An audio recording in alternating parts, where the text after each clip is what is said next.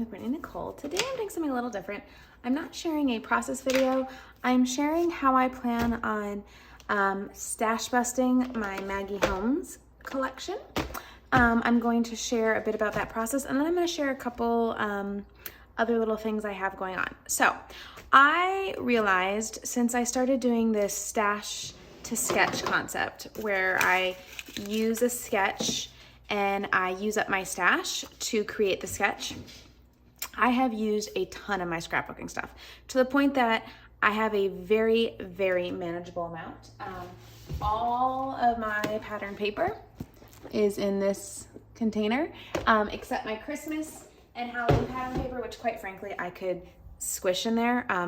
So, you know, I have my cocoa vanilla Christmas stuff there. But anyhow, and so because of that, I started to realize that I have two kind of collections right now that I still have a lot of. I have Maggie Holmes, and then I have a lot of Shimelle Lane. So first up is stash busting some Maggie Holmes. I have some old collections, and I want to make way for new stuff. So I have 3 4x6 containers of Maggie Holmes stickers, ephemera. I cut down my stickers to fit in here.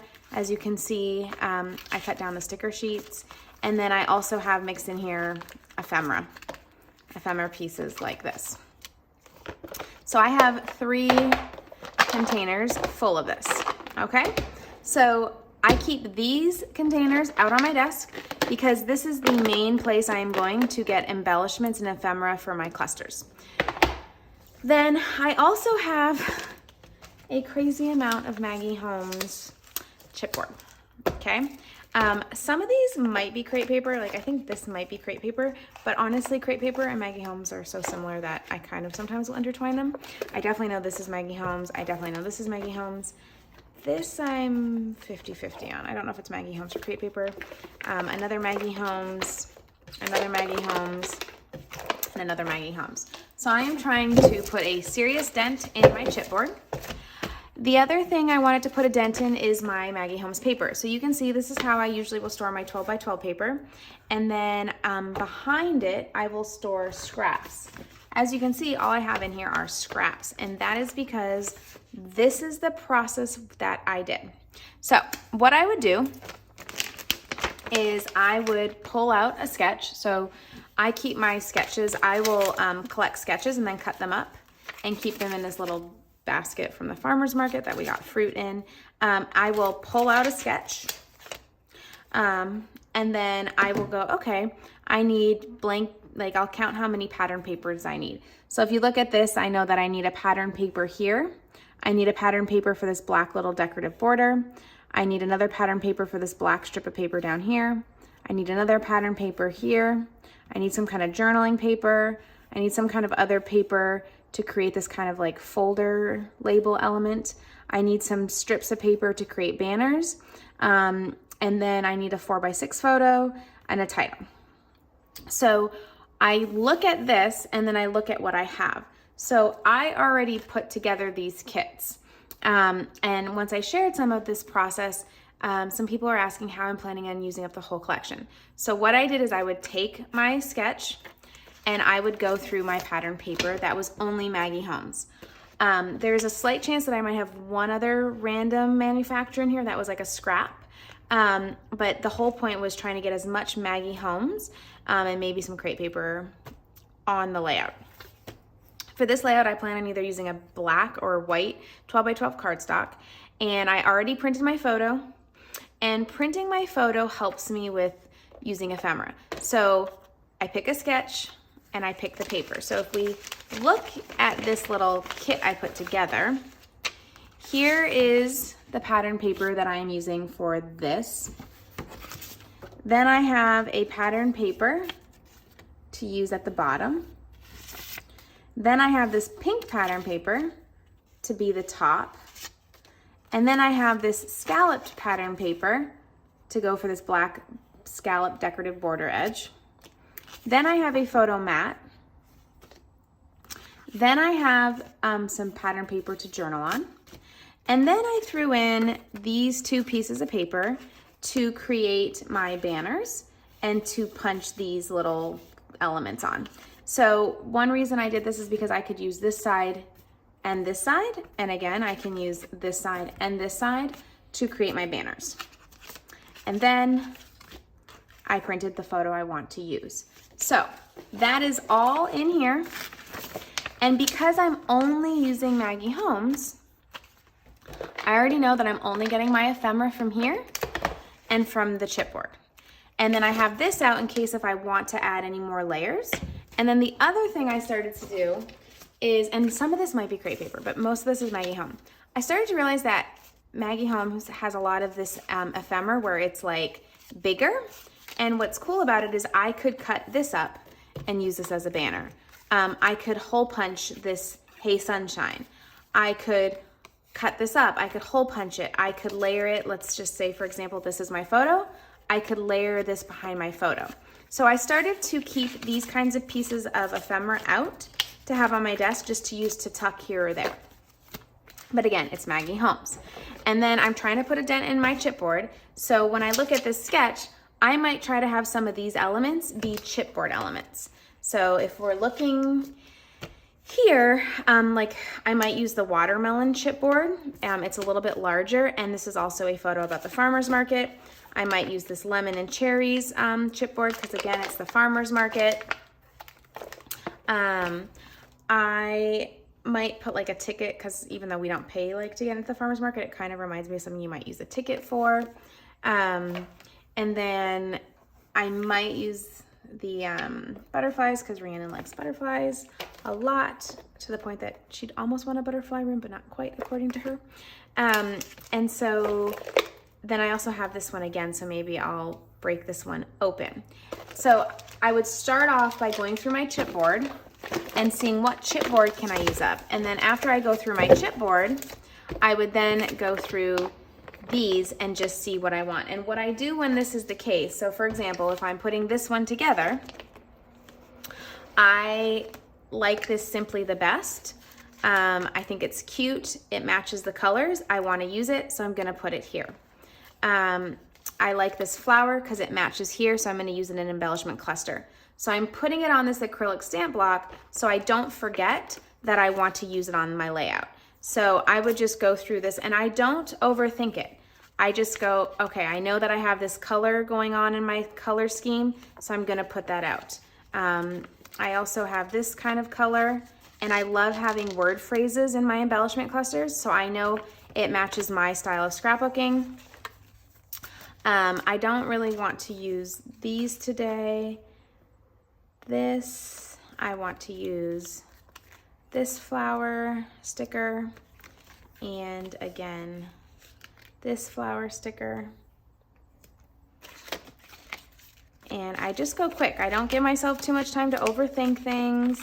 I definitely want one of these ribbons to go on because on my sketch there's a ribbon, so I'm going to keep that one out because I don't know what size I want. I like these ones better.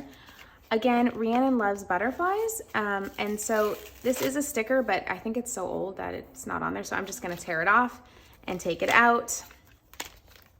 And then this is how I do this. I just go really quick. I don't allow myself too much time to like second guess myself.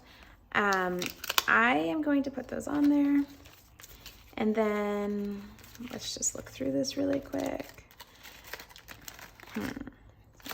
Ooh, I know that this is a color scheme that I'm gonna have going on.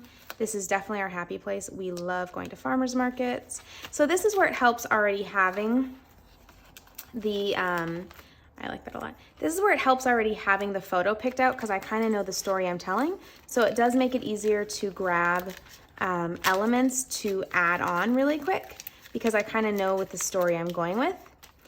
So then there we go. So this is one 4x6 iris container. I'm good. I've looked at. So I set that to the side. I quickly grab the next one and I look through it and see, quickly go through it and see what kind of works with this layout. See, I think this might be crepe paper. We absolutely adore going to farmers markets. They are so much fun. I just think the like farmer's market situation in Ottawa is just really spoiling. It is just, I just love it, and I want to just enjoy as many of them as I can. Sometimes I make the family go to like 3 in a day, not gonna lie. Again, I'm thinking that this could be good for a banner. So I want to take that out and make sure I get it on the page. So yeah, that's kind of how I make sure to use up stuff.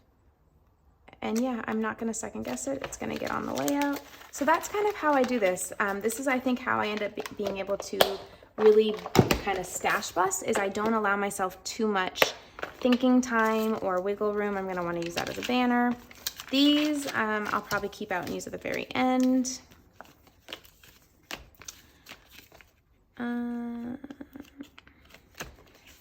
I might want to use one of those as a banner, so I'm going to keep these out. We can tie that blue in. I might want to try to use all of these, so I'm going to keep those out as well. Oh, I love cameras. You know what? I really love cameras, and I already have 2 cameras. But what I do want to do is I want to fussy cut them. So I want to put them on some white cardstock and then fussy cut them. So I am going to take that camera and take that camera, and then I will fussy cut those.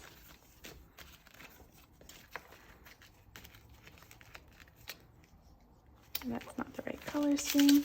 And there we go.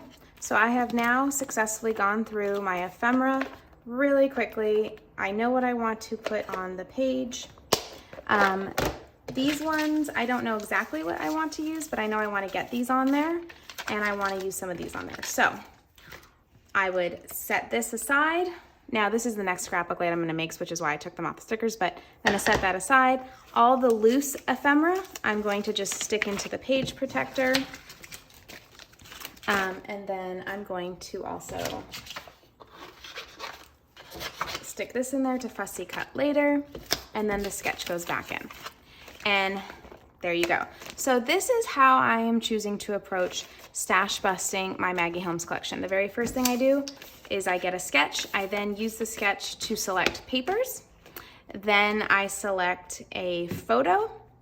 And then when I'm about to create the layout, I go through and get ephemera. So like this one doesn't have ephemera yet because I am going to be making this layout first.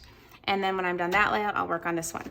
So far, I have already created 1, 2, 3, 4, 5 Maggie Holmes layouts. I have videos for these, so I'm not gonna do a share, but I've created 5 basically Maggie Holmes heavy focused layouts based on sketches. And then I have 1, 2, 3, 4 more to create. And then I'm going to see how much ephemera I still have and how much chipboard I still have. And then I have a couple of sketches that are kind of go-to sketches I like to use when I have a lot of ephemera and I need to use it up. So I haven't gotten to that part yet. When I do, I will be sure to share the process with you. So this is kind of how I tackle using up a collection or a designer. So like for me, it's not a specific Maggie Holmes collection, but it's just Maggie Holmes stuff in general. I have hoarded it for way too long because I'm obsessed with it, and it's time to actually use it up. So this is all the stuff I'm using for tucking in and layering, and that is what I wanted to share with you guys. I also wanted to share a couple other projects that I'm working on and would love to know if you guys want to see, where did it just go though? Oh, to see more. So just how I'm working on my Maggie Holmes collection. In September, I will be sharing a ton of Chamel Lane collections because I am participating in the 30 Days of Sketches hosted by Christy, and she is partnering with Laura Alberts and I think the Scrappy Sisters for Scraptember, where like every day there's a prompt, and then I'm going to be trying to mix the prompt with the sketch. So I will be using the same approach with my Chamel collection that I'm using right now with my Maggie Holmes collection. And even though it's for September, I am working on mine, getting my stash to sketch layout kits together now and getting some of that stuff filmed and put together now, because I'm not sure what the state of my craft room is going to be, because we're going to be doing some moving around in the summer. So anyway, that is where I'm at, and I would love to know if you guys have any other questions that you want me to answer, or if there is anything else in particular you'd like to see. I know a lot of you guys shared in comments on some previous posts how much we all seem to love Maggie Holmes. Like, guys, I liked it so much that sometimes I have 2 sheets of 12 by 12 chipboard.